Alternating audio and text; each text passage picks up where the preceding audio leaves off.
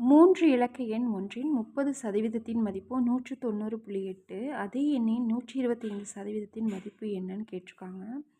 இப்போ நமக்கு 3 இலக்க எண் எதுன்னு தெரியாது இல்லையா? அதனால் எக்ஸ்ன்னு வச்சுக்குவோம். எக்ஸ் இன்ட்டு 30% அப்படின்னு கொடுத்துருந்தாவே என்ன பண்ணுவோம்? 30/100ன்னு போடுவோம். 30/100 ஈக்குவல் டு எவ்வளோ கொடுத்துருக்காங்க? 190.8 கொடுத்துருக்காங்க. அதை போட்டுக்கிறோம்.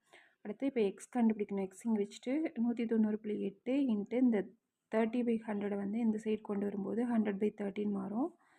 அப்போது எக்ஸ் ஈக்குவல் டு இது ரெண்டையும் பெருக்கணும்னா 19,080ன்னு வரும். டிவைடட் பை 30 இது ரெண்டையும் கேன்சல் பண்ணோன்னா எக்ஸ் ஈக்குவல் டு 636ன்னு வரும். 636ன்னு வரும்.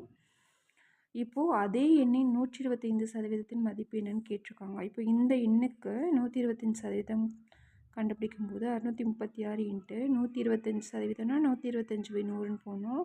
இப்போ இது எல்லாத்தையும் கேன்சல் பண்ணோன்னா நமக்கு 795 வரும். அதுதான் நமக்கு ஆன்சர்.